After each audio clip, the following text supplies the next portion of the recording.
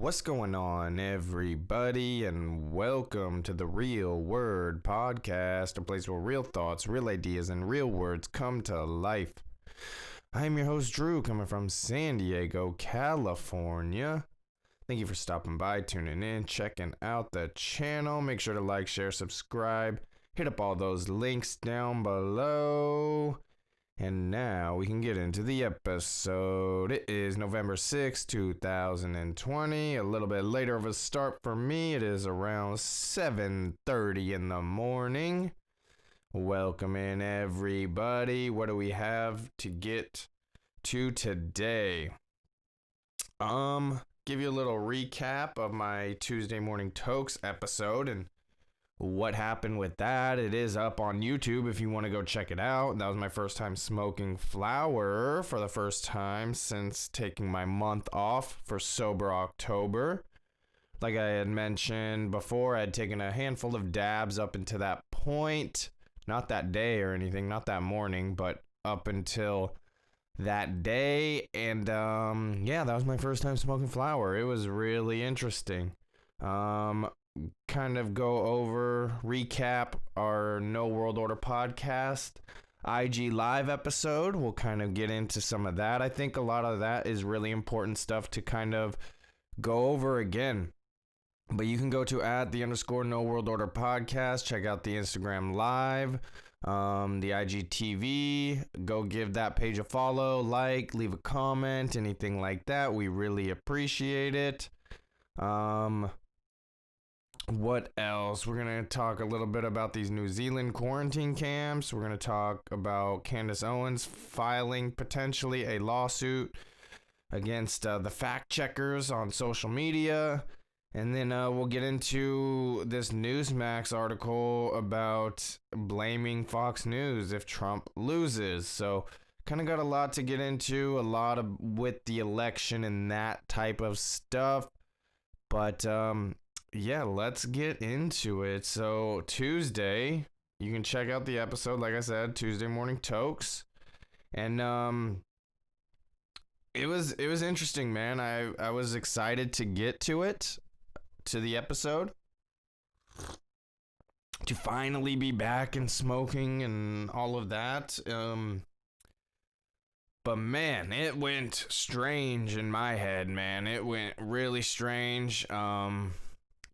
Taking that month off really did me well, I say, as far as mentally and stuff. Like, I had a couple breakdowns and things like that, but man, it just, I was doing my thing, in the episode. It was fine.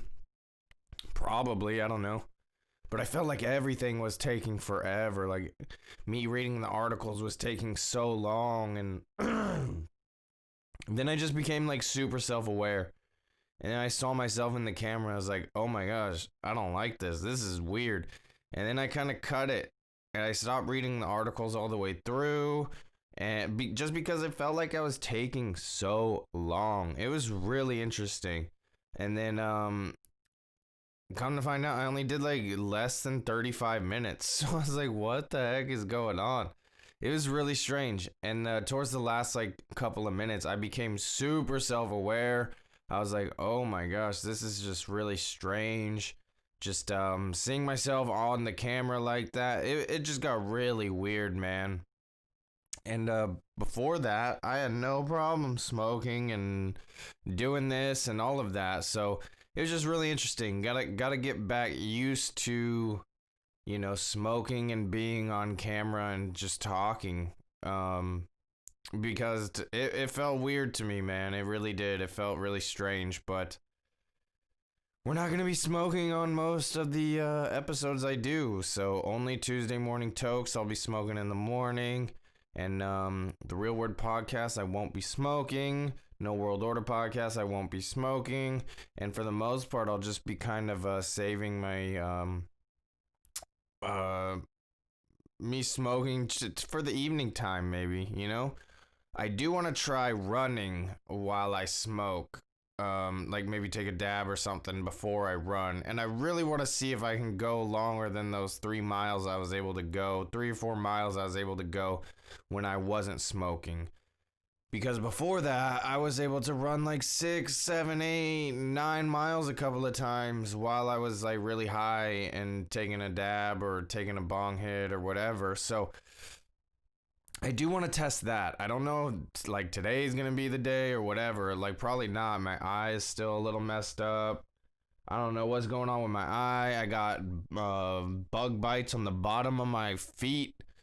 So that's really annoying, and that'd probably make it a little difficult and irritating and distracting to run. But once I get some of these things cleared up, I really got to hit the exercise hard again and get that going. But I don't want to mess up my eye. There's something going on with that for real. Like, I don't know. It feels a lot better today, but it is still red. And yeah, I don't know what's going on with it. Never had allergies in my life before, so I don't know if it's anything like that. This came about before I was even smoking again, so it's nothing about bloodshot eyes and smoking weed or anything like that. So I don't know what it is. I really don't, but it is what it is. And that's why I don't have any incense burning this morning, is because I just don't want any smoke in my eye. Maybe that's what it was, is just all the smoke getting in my eye over the last couple of weeks from the incense and stuff. Maybe. But honestly, I have no idea what it is, but it's really frustrating. Like, some days are really bad. Like I said, I woke up this morning and it's not as bad today. It doesn't feel as on fire, but it's been frustrating to deal with. That is for sure. That's for sure. But yeah, you can go check out the episode on YouTube in the playlist there. It should be the latest video I uploaded before this one. Tuesday Morning Tokes, and I'm back.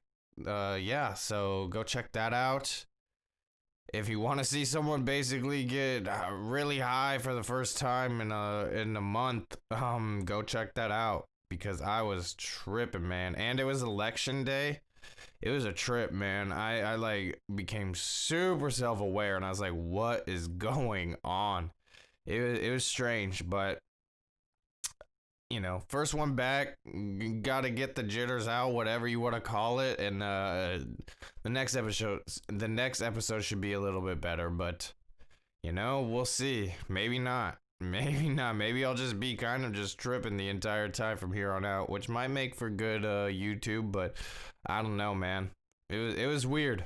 It was really weird, but let's get into some of this. Like I said, we went over a lot of this yesterday on the No World Order podcast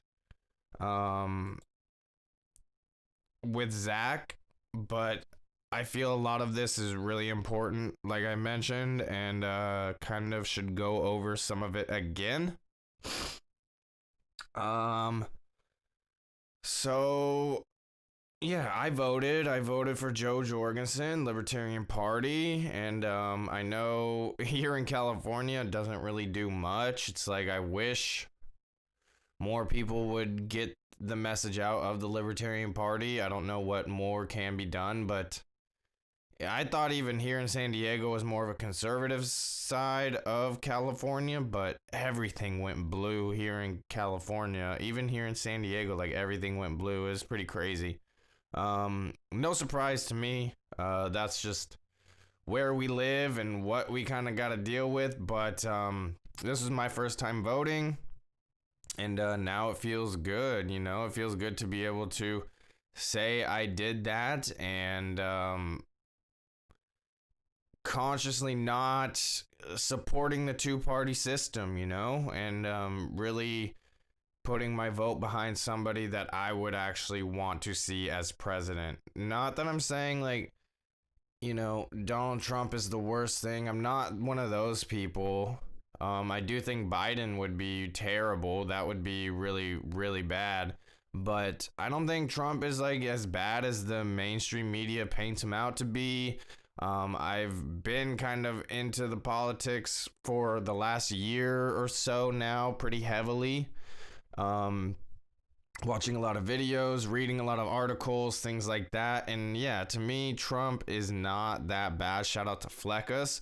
Trump's not that bad. but I could not cautiously support the two-party system. Just growing up, hating both sides, hating Republicans, hating Democrats, and thinking conservatives were behind the 9/11 and Bush knocked down the towers and all of that, which, could be true. But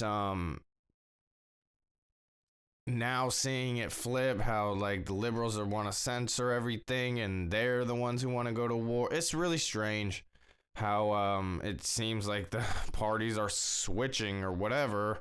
I don't know, but I'm just becoming more aware of it. And again, I align more personally. So here's the thing. It's like I said this yesterday. I've been labeled by my brother as the most liberal conservative, which is pretty accurate, I would say, because I believe in, legalizing drugs, legalizing prostitution, legalizing gay marriage, like anything like that. I'm all for. I have no problem with personal freedom for anybody, you know what I mean? Like that's how it should be. But me personally, I live my life more on the conservative side of things. That's just how I operate. But yeah, I have no problem if you're gonna like do drugs or anything like that. I don't like it, but that just because I don't like it doesn't mean you shouldn't be able to do it. The government should have no say in what I put in my body, who I'm having sex with, and business. They should not have like really any part of that. So I'm all for personal freedoms, and that's where it gets a little confusing, because me personally, I live a more conservative life, but it is what it is. It's pretty interesting though.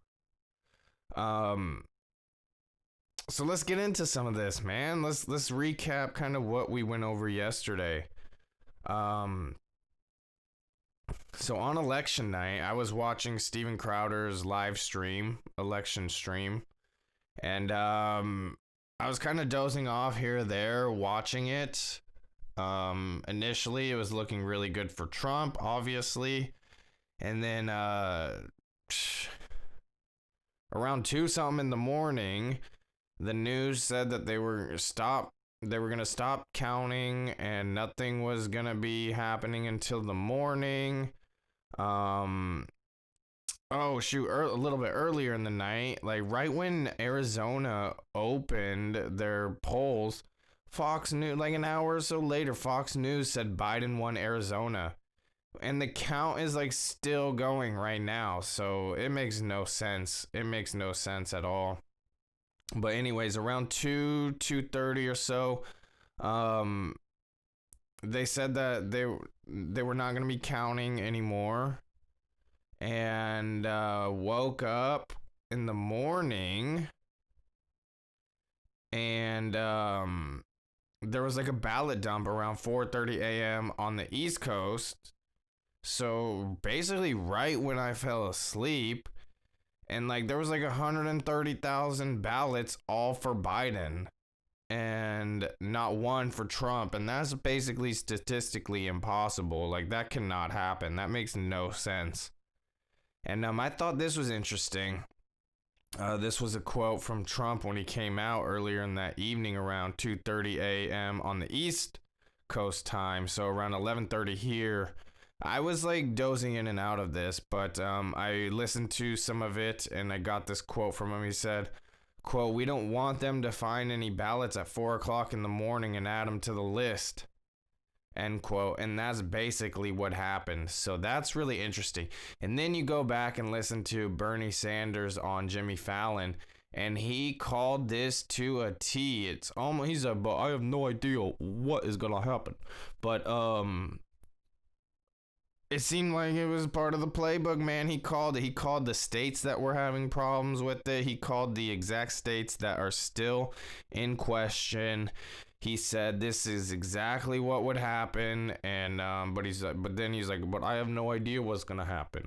Almost like he knew exactly what was gonna happen, and it's all a setup, and we're all being played, and that's what it feels like. I didn't know the information about Bernie Sanders yesterday when we were doing the episode, but I thought that was a little interesting tidbit as well. So there's definitely some shady stuff going on. The next day, Steven Crowder went back on stream and he got some breaking exclusive news. And he had his half Asian lawyer, Bill, on. He came in and he got this exclusive video and pictures. And then they got the lady who took the video and pictures of people bringing in suitcases, coolers, wagons, and other items into the ballot counting facility in Michigan, I believe. And they were being completely unchecked when they were walking. Excuse me. When they were walking in to the facility. And no security was checking their bags. Nothing like that was being implemented. So there's definitely something going on with that. And that was right around the time of that 130,000 ballots found, all for Biden. And like I said, I believe this was in Michigan. And then we're seeing some of the same things happen in other states as well. Pennsylvania, Arizona, Nevada. What the heck? Can they not count? Like, what's going on in Nevada? They just took Monday completely off, or Tuesday completely off. So weird. It's so weird right now. And they should be the ones counting fast. They got all the casinos. They should be counting fast, you know? Whatever. It doesn't make any sense. But yeah, so Crowder had this lady on explaining the videos, explaining what she saw.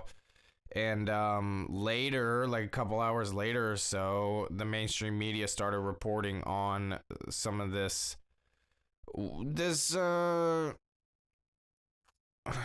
shadiness, I guess is what you want to call it, going on, but not really. They also showed video of people inside some of these counting facilities, like boarding up the windows and putting up board so you like people cannot see. And it's just hilarious because the mainstream was saying that these people were starting to become mob-like and angry and like things like that.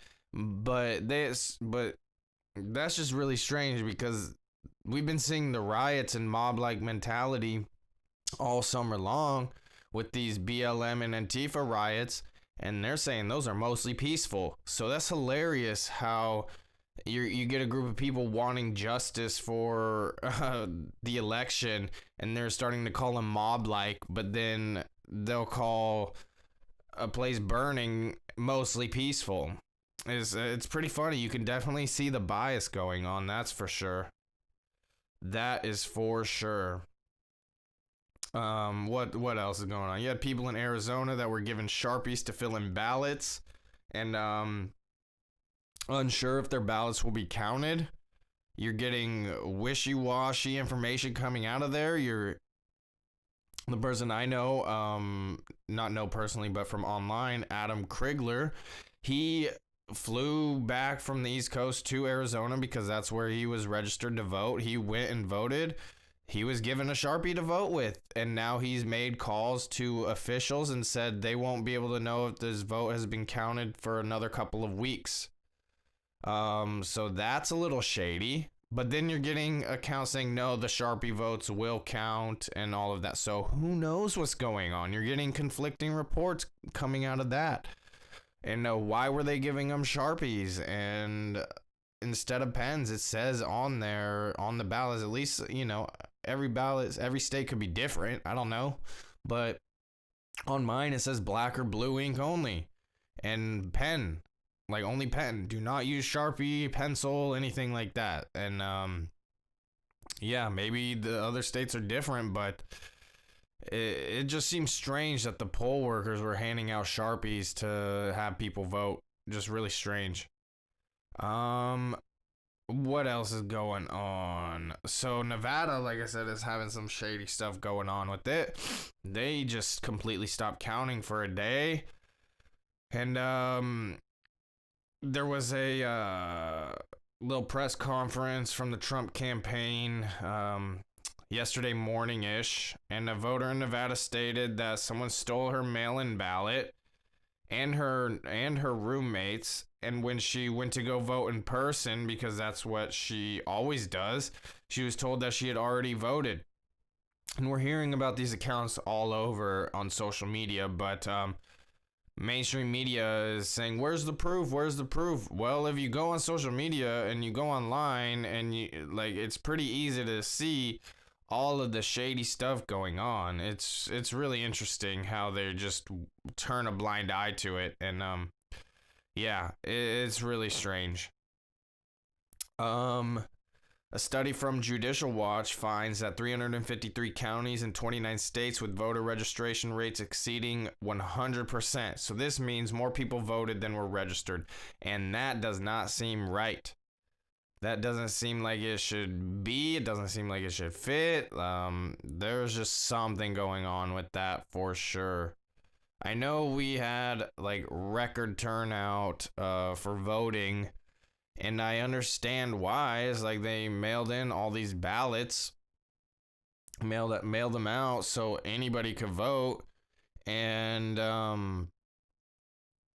it's typically the youth votes Democrat, and typically the youth doesn't vote. But if they're getting a ballot handed to them in the mail, of course they're gonna mail it back in. It's gonna be easy.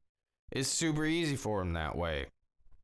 So I'm not surprised that there was like more of a Democrat turnout, but there's also record turnout for Republicans as well, especially with the Latino community, the black community, just the minority community overall.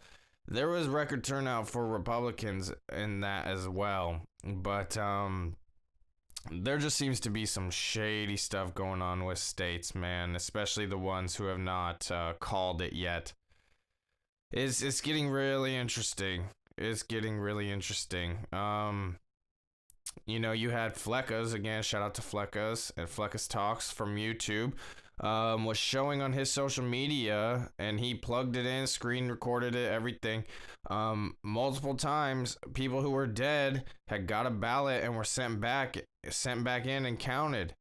And in some of these cases, people have been dead for multiple years, like 10, 15 years, something like that. So they're saying there's no fraud, there's nothing wrong, there's nothing going on, but clearly there is.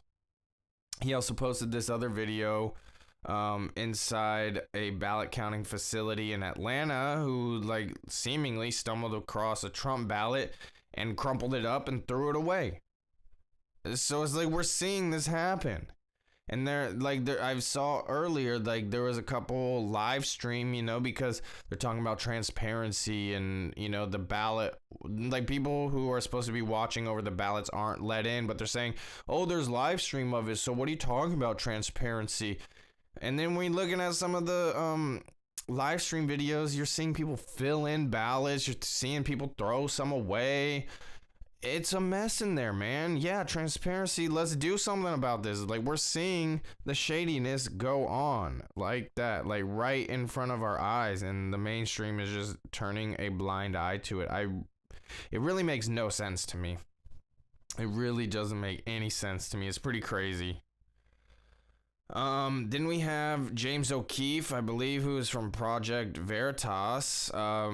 He's been doing kind of a good job with exposing some of this stuff going on. He talked with a Michigan USPS worker who is now deemed a whistleblower. He stated in a video that they're to, quote, separate them from standard letter mail so they can hand stamp them with yesterday's date and then put them through, making it postmarked on the 4th, so then all those votes would not count. And that's what's interesting, because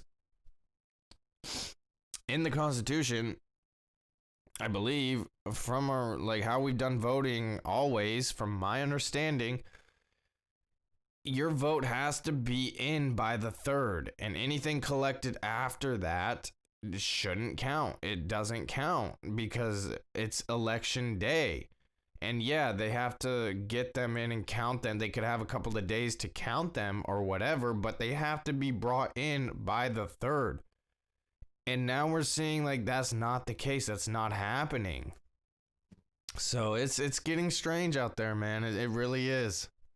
And that's why Trump has been saying stop the vote, stop the count. I mean, stop the counting of the votes and all of that, because it's like they're just making rules up as they go. They're just making them up as they go. And it's pretty crazy, man. It really is. You have this in Georgia, a tweet from a verified account. I didn't write down who it was from, but it says, quote, anyone in Georgia? Team Joe needs people to go door to door helping voters fix their mail-in ballots so they count. It's like, how is this not a problem? Like, how is that legal? What is going on with this, man? I've never seen anything like this in any other election. Granted, this is the most I've ever been invested in politics and been aware of all of this going on, but it doesn't seem right. The election's over, you know what I mean? Like, why are they going door to door to let them fix their ballots? Like, what? Makes no sense to me. Then I saw this article or this news story, not an article. I read this, didn't read. I saw this news report saying that a lot of minority communities get their ballots rejected, and that's racism. But it's because they're not filling it out properly. They're not doing a signature, or they're not following directions, but somehow that's racist. Like, this was my first time voting, and it's like, you have to read through the whole ballot, man. Like, it clearly says certain things. Don't use black or blue pen. That's it. Don't use red. Don't exit out. You have to fill it in. No markers, and you have to sign it. So it's like, you have to pay attention to what you're doing. And if you're not paying, that doesn't make it racist. It just means you're not paying attention. Like, that makes no sense to me how they're trying to call racism on that, man. It's crazy. They want to make everything racist. It really drives me crazy. And this is what I'm excited about, is because, clearly the popular vote has gone to Joe Biden, whatever, if you want to say that, but I'm excited to start calling everybody who voted for Joe Biden a racist, like they've been doing to Trump supporters the last 4 years with no evidence of him being racist. Because I've been in talks with people who have called him racist, and they, say the same thing. Oh, he called all Mexicans rapists and all the drug users and all that. And it's like, no, he was talking about MS-13 gang members. He said there's good people on both sides in that not that Charlottesville situation. But within that quote, he also condemned white supremacy. Oh, he's never condemned white supremacy. Well, he did, and he's done it like 38 times. So there's been like no evidence, no real proof of Donald Trump being a racist, but there is a lot of proof of Joe Biden being racist. He has 47 years in politics where he's done racist policies and been friends and a mentor from a KKK leader, recruiter. He was for segregation. He was not for busing, which would help integrate schools. He was good friends and worked with like people who were on the wrong, like who were for segregation, you know what I mean? Like, he was for that. And the crime bill he had written and helped draft, the 94 crime bill, and any crime bill from the 80s and 90s had Joe Biden's name on it. He says this.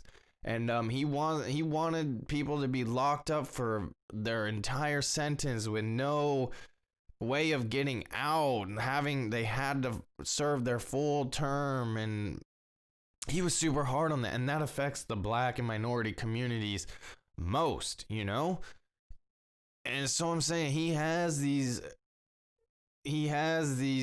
quotes even of him just being just blatantly racist and saying just off-colored things, man.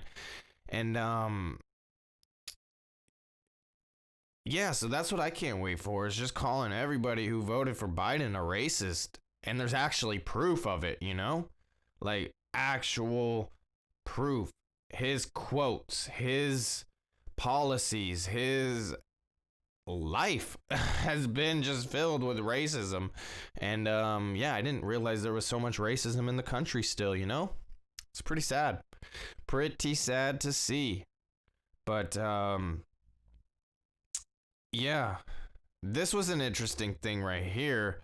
In Pennsylvania around 12:03 to 12:15 a.m. in the morning, Joe Jorgensen had 89,025 votes, and then magically lost 43,000 votes to only have 46,987 votes.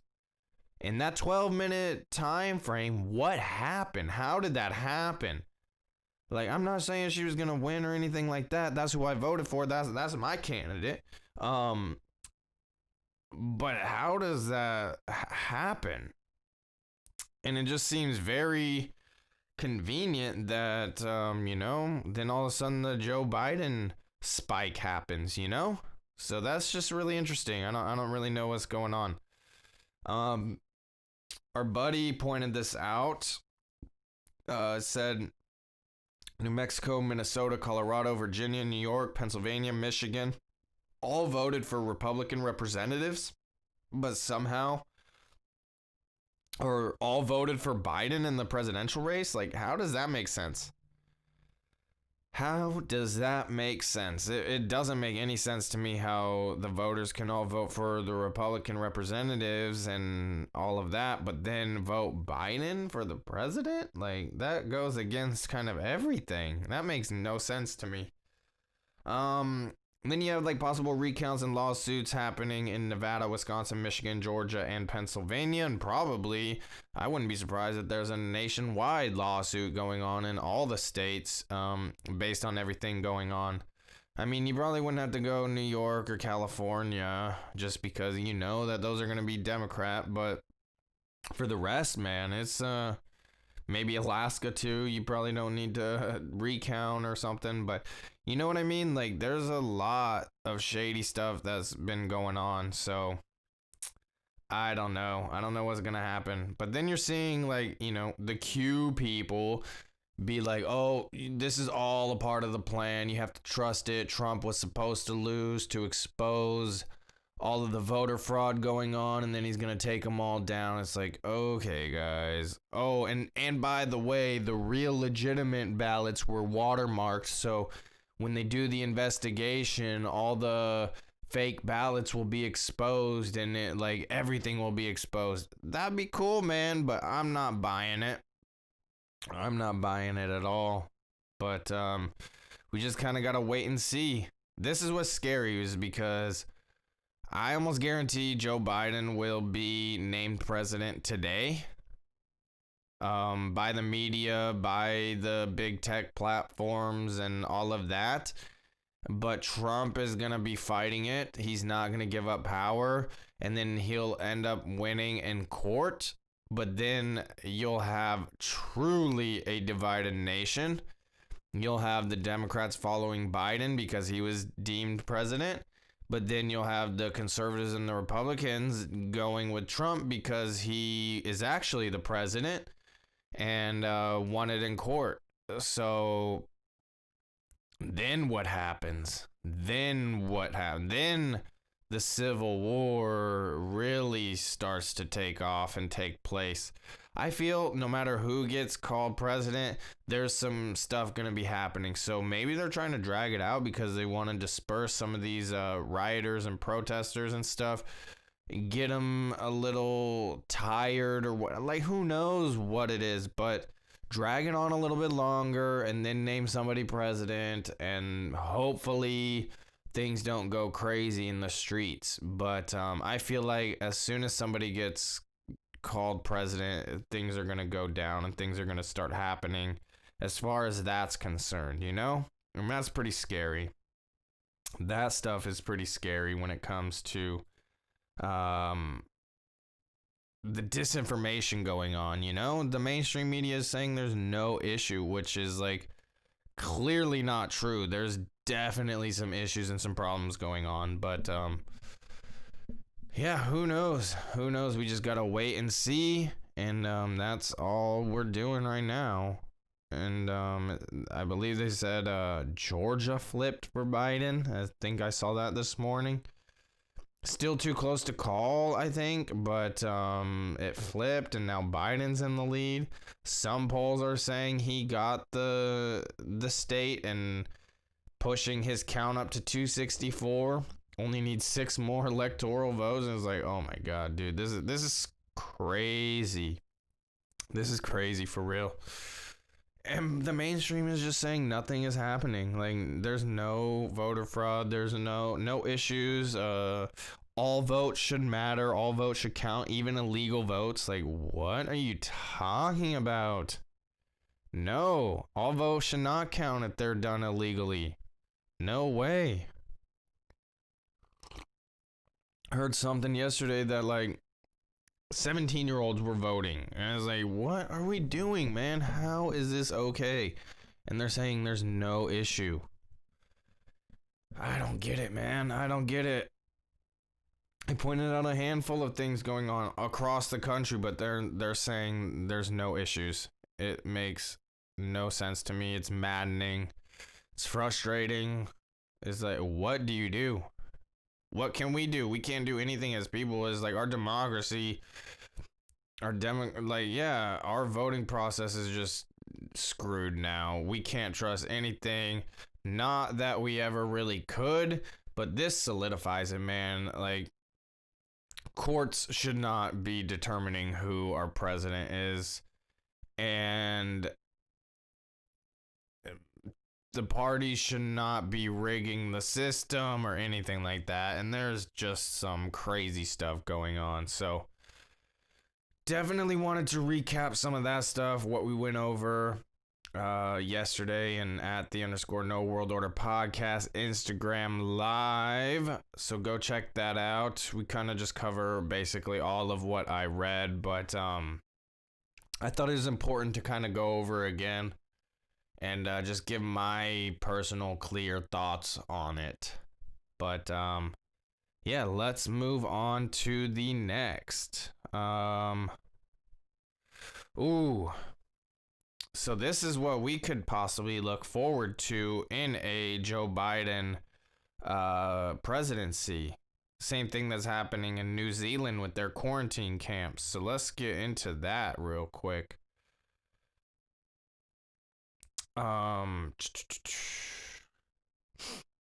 Victor Davis Hansen laments New Zealand's COVID-19 quarantine camps as end of personal freedom. Hoover Institution senior fellow Victor Davis Hansen condemned New Zealand's institution of coronavirus quarantine camps on the Ingram Angle on Tuesday. This is from like a week ago or so. Prime Minister of the center-left New Zealand Labour Party announced in a video that if people sent to the camp refuse to be tested, they will be required to remain another 2 weeks after their initial 2-week stay. Arden called the warning a pretty good incentive to get tested for COVID-19. Quote, you either get your test done and make sure you are cleared, or we will keep you in a facility longer, she said. So I think most people look at that and say, I will take the test. Hansen told, so just scare people into it. Force them to make the test or we'll keep you longer. Man, that sounds scary. Hansen told host Laura Ingram that such draconian measures that Arden's orders made no sense given how little the pandemic has affected the island nation. Quote, they have a nation of 5 million people, Hansen explained. They've only lost, tragically, but they lost 25 people. That's an astoundingly low number to throw away personal freedom. Wow, that's insane. That is crazy. Here in the United States, whether it's in California with Governor Gavin Newsom or Michelle Obama or Joe Biden, they have all said this is an opportunity not to let go to waste, he added. Later in the segment, Ingram cited a German media report that European Parliament and the European Commission is using China-made thermal imaging cameras in an effort to prevent the spread of COVID-19. The DW.com report noted that the company that makes the cameras is also accused of supplying technology used by Beijing to patrol and surveil Muslim internment camps in Xinjiang province. I probably said that wrong, so I apologize. Are these the types of scenarios we are going to be facing under a Biden administration? She asked Hansen. Yeah, it's frightening, he responded. Here, the virus started in China, spread from China, and now China is offering the West the methodology and technology of fascism to supposedly cure what they started. Yeah, that's scary. That is very scary. I don't like that situation at all. Not a good look. And from my understanding, the Prime Minister of New Zealand is really close with the left, with Hillary Clinton and the Democratic Party. So, yeah, it would kind of make sense. Then you hear Joe Biden say he's open to a mask mandate, like a nationwide mask mandate, and also open to mandatory vaccines for the COVID-19. And it's like, how are you going to do that? You're going to round us up in camps? That would be pretty scary. What are we, Nazi Germany? Pretty scary when you think about it, and that's who people voted for. People wanted Biden, but I guess those people would gladly sign up for a vaccine and wear a mask and all of that. But then we have like true patriots, true freedom fight, whatever you want to call it, is like just people who can think for themselves and want to make decisions for themselves and not put something in their body, and they're going to be paying the consequences for it. And that's really scary, man. I think we're going to look back at this time in history if that starts to happen and be like, what the hell were they doing for this virus that has, people have died, but it's typically with comorbidities, with underlying conditions, you know what I mean?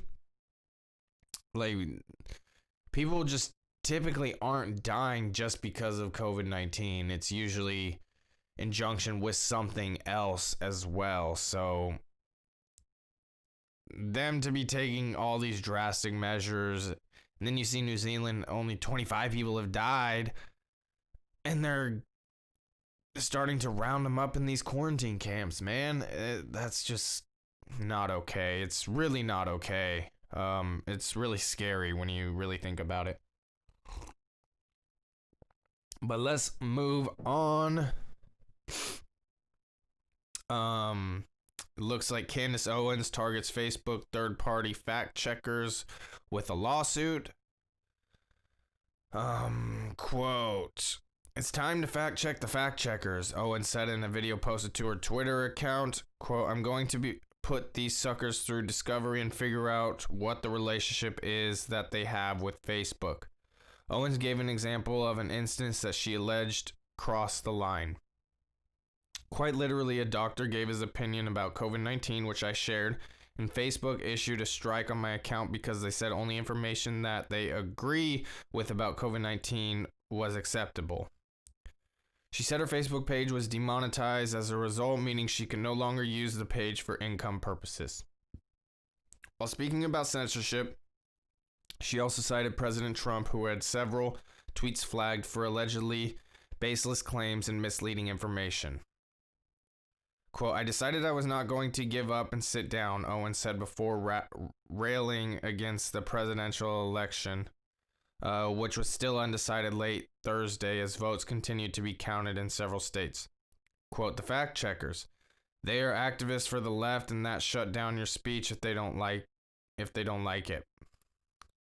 To file the suit, Owens said she retained a pair of attorneys, including Todd McMurdy, who was part of the legal team for former Covington Catholic School student Nick Sandman. The defendants include USA Today and Lead Stories fact checker, Owens said. Both are third-party fact-checking partners for Facebook. Facebook launched its third-party fact-checking program in 2016 as disinformation campaigns flooded the social media site during the presidential election. Partners signed up for the program to verify content posted to Facebook and Instagram and identify whether it is false or misleading. The fact checkers apply ratings to content that ranges from false, altered, and missing context when such ratings are applied. Facebook may either reduce its distribution or add labels to notify users about additional reports elsewhere. Other actions include altering users with a pop-up notice so they can decide if they want to read the content for themselves. Facebook lead stories and Gannett, the parent company of USA Today, did not respond to Fox News' request for comment. So yeah, that's interesting stuff because we're seeing it all over big tech, Facebook, Instagram, Twitter. I definitely saw it on Facebook for sure. It's like, especially when that Joe Biden picture was going around of him holding up Robert Byrd's hand or whatever. Like, there's this famous picture of Robert Byrd, who was the KKK recruiter leader, and Joe Biden's there with them holding his hand up. Whatever. There's this picture, and it's like, initially it said, "Oh, here's Joe Biden with the Grand Wizard of the KKK," which I guess is false. You know, that was false. That was not true information. But then that was taken down once more information came out about who Robert Byrd was. He was a leader, recruiter, things like that. And that was put there. And then it was still getting labeled as false. So it's like, how is that okay? Like, I understand the original one when it said he was the Grand Wizard and that was completely not true. But when they fix it and make it true, then you're still making it say that it's not true and that it needs to be fact checked, even though it is 100% true. It's like, that's scary, man. That's some 1984 stuff. And shout out to Audible, because I have 1984 right now, and I'm listening to it, and it's been a slow process. I've been listening to it every day, but man, when I first threw it on, I was like, this is insane. We are living through this right now. It's pretty crazy. It is really crazy how accurate that book is and how it pertains to today. It's really something else, man. And then you have yesterday, remember the 5th of November, V for Vendetta. I watched this movie pretty early on into lockdown and quarantine, whatever. People like to call it quarantine. It's like, whatever. We're under a lockdown. Somewhat lockdown, you know. Like, I'm not saying we're like, you have to be locked, even though San Diego's about to be on purple tier, which is going to shut us all down again, which is ridiculous. But, yeah, V for Vendetta, I thought something major was going to go down yesterday. It didn't. Thank God, you know, luckily nothing happened, but I thought for sure Biden was going to be named, and then boom, riots and all that stuff was going to happen yesterday. Good thing it didn't. But they're dealing with the quarantine, lockdown, virus, fake news media, government not knowing what's going on. That movie really pertains to today as well. And then what's crazy is Zach pointed out yesterday, The Last Man on Earth or something like that. In the first 4 seconds, it says the year's 2020, 1 year after the virus. And he said he started watching that again, and there's the mask mandates. You're seeing people with hand sanitizer and all. Like, it's just so similar to what's happening to today as well. Then you have the movie Songbird. That trailer had been released and is dealing with COVID-23, a mutation of COVID-19. Like, are you kidding me? And they're under 213 weeks of lockdown, and the virus has mutated and messing with the brain. It looks kind of maybe like a zombie type movie, something like that. But can't leave your house. Everything is shut down. Military's all involved, and man, it's scary. And that one is just really interesting to me because it's like, when was that filmed? Everything, all studios have been kind of shut down and not really filming. Maybe just kind of small scale stuff, from my understanding. And this is like a really big budget type of movie. And when was it filmed? Was it filmed last year? before all this stuff happened? So they knew this was going to happen? And it just happens to be called COVID-20? Like, what's going on here? That's some really interesting predictive programming type stuff right there for sure. I don't like it. I don't like it at all. Pretty scary. But it's interesting, man. It's really interesting. When you start putting all the pieces together, you can kind of see the narrative they've been trying to push and what they're trying to do and maybe try and get us to, you know? It's a little scary to me. But, yeah, I think something needs to happen with these fact checkers and this big tech stuff, man. It's getting out of control. They're like just completely censoring Trump's tweets. Some of his tweets are not even visible to the public anymore. They just completely put a block on it and stuff, and that's just not okay, man. It's not okay. It's really scary. All right, so let's get into this. Is from therap.com. Newsmax CEO Chris Rudy says Fox News is to blame if Trump loses. Chris Rudy, CEO of conservative cable commentary channel Newsmax, said Tuesday night that if President Donald Trump loses his re-election bid, the blame should be placed on Fox News. I am shocked about what Fox News has done, he said in an appearance on the Michael Berry Show podcast. First flagged Angelo Carusone of Media Matters for America, which monitors conservative media. I think if Trump loses and it's a close election, blame Chris Wallace and Fox News. Rudy, a close Trump ally and supporter, isn't alone in criticizing Fox News coverage of the 2020 election. Trump himself has been doing the same thing for months. Earlier Tuesday, Trump even attacked Fox News during an interview on the top-rated cable channel, taking time out of one of his final public appeals as Americans headed to the polls. Fox News' Brian Kilmeade, Ainsley Earnhardt, and Steve Doocy were forced to defend their employer after Trump started talking about how frequently the network has featured Democratic politicians and showed speeches from his predecessor, Barack Obama. I mean, who cares about that? They're a news channel, right? They want to present both sides of things. So, okay, whatever.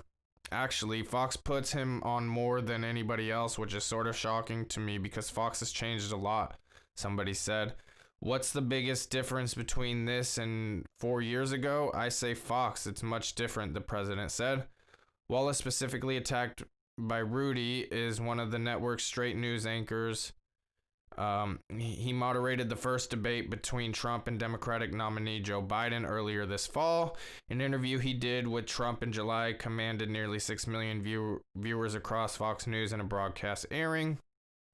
Across the political and media spectrums, Wallace was roundly cheered for his grilling of Trump on the coronavirus response and Joe Biden, as well as his willingness to correct the president's untrue statements. Wallace challenged the president's boast that Biden would not do as well on a cognitive test as he did, saying he had taken the test himself and found it wasn't very difficult.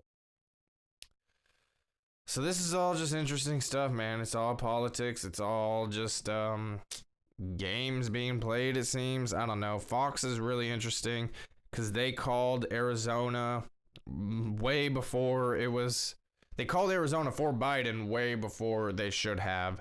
And, there's problems with that. There's problems with these media companies saying that someone won when that just isn't the case. And, it's just interesting because Twitter, Facebook, all these social media platforms had mentioned that they were not going to be, or they would be putting fact checkers on and not letting these accounts post early victories and things like that, but it seemed to only happen on the conservative side. Like, you had a different news platform come out and say Joe Biden won a state super early, and that hadn't been the case yet, and there was no issue with that one being presented, So it's just really strange. You could definitely see a bias within the mainstream media, even on Fox News now, And that was supposed to be the conservative Trump's network and all that. And it's not. Any mainstream news, they're going to be playing the game, man. And, yeah, I'm glad I found this, like, Newsmax. Like, they're pretty interesting. I know, obviously, they're a conservative leaning. I found that right away. I was like, oh, okay. They're clearly having a bias, but at least they're honest about it, you know? At least they're honest about it. But that's interesting. It is interesting. I don't know if they're mainstream. I don't really know. I just personally found them on YouTube, and I've been throwing them on for some of the election coverage and some interviews and things like that. But you can definitely see that they are a conservative network and have a conservative bias. But, you know, there's too many liberal biases out there, you know, so it is what it is, you know. You got to just kind of sift through all of it to kind of navigate through the truth. But interesting stuff going on, that is for sure. Not much else going on. That was kind of all I had for today. Nothing else is really happening for me today. Like I said, I kind of got to just deal and get my eye better. These bug bites, man. It's crazy. Like, I got bit on the bottom of my feet, man. That is a really uncomfortable spot to have bites on. It's, yeah, not fun. So, dealing with that. Not much else is going on. I gotta figure out a way to invest some more money into some candle making equipment and get some of those going, because I do want to get some candles going that maybe you guys can buy and have as gifts for, you know, my close family for the holidays and stuff like that. So that's the plan. Got to do that, but yeah, we shall see what happens. So that is all I got. I appreciate everybody for tuning in, checking it out. Again, make sure to like, share, and subscribe. I will be back on Monday for another episode of the Real Word Podcast, another episode of Tuesday Morning Tokes on Tuesday. We should have another episode of No World Order Podcast on Thursday, and then I will be back for another episode of the Real Word Podcast on Friday. So that should be the plan. That should be the schedule here going forward. And, you know, if I start to play some video games, you can check that out as well. Cult of Personalities, Cult of Gaming. I forget. It's all in the links down below. You can go check it out. Play a little Warzone when I do play. So check it out if you want.